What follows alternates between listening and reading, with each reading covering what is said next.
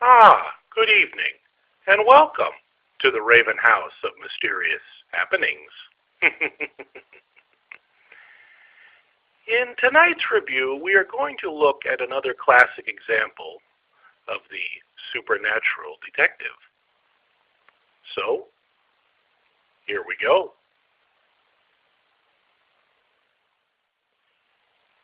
The Adventures of Jules de Grandin by Seabury Quinn.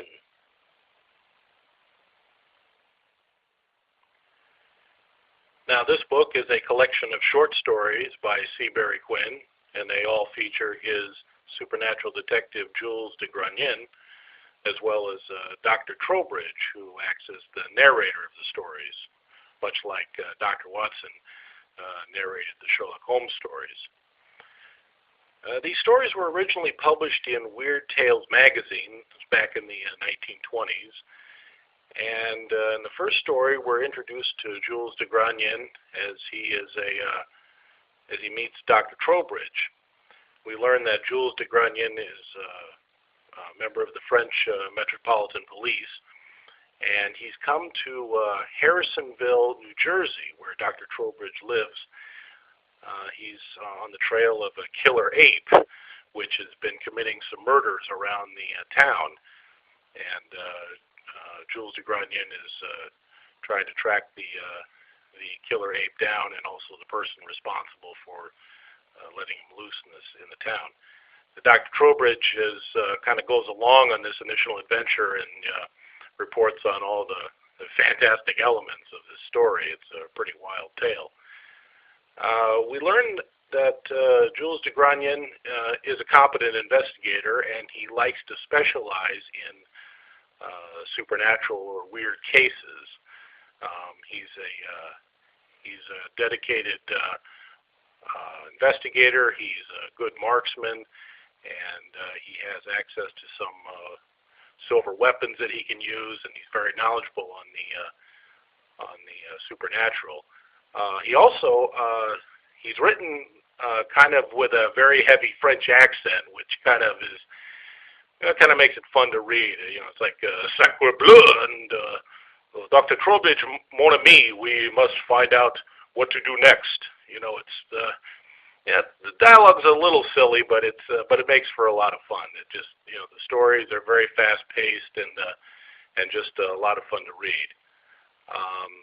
They also have many different villains that our heroes go after, including one tale has a vampire in The Man Who Cast No Shadow, and also in a story called The Island of Missing Ships, Jules de Grandin and Dr. Trowbridge are shipwrecked on an island that has kind of a mad ruler of the island who has a giant killer octopus that he uses to attack ships and to make sure no one leaves the island.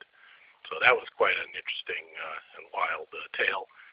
Another story called The Blood Flower is kind of a take on the werewolf tale and a curse on a family, and that was a really good story. I really liked that one. It had some interesting elements in it. And also a story called The Curse of Everett, Maudie, which kind of involved a person who could hypnotize people to do terrible things, including murder. So again, quite a fascinating story there.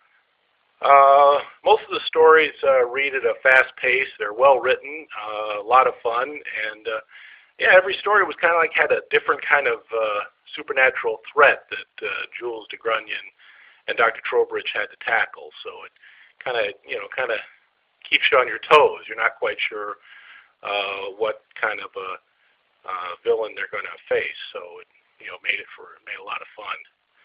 I really enjoyed the stories. Like I said, they move at a fast pace, and Seabury Quinn wrote these stories back in the 20s, which was before the Universal horror films of the 1930s.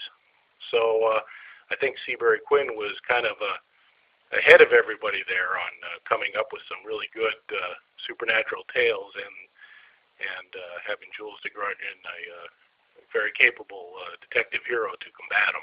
So it was a great book. I'm I'm glad I found it. I was curious about this character, and I was lucky enough to find one of the books. There's a few volumes out there, and yeah, it's a great read. It's a lot of fun. Stories just move at a fast pace, and it's and they're a lot of fun, which is the most important. So if you ever find a chance to find one of the books, they're definitely worth reading for just a really good time and good supernatural detective stories. Well, that's about it. Thank you, as always, for listening.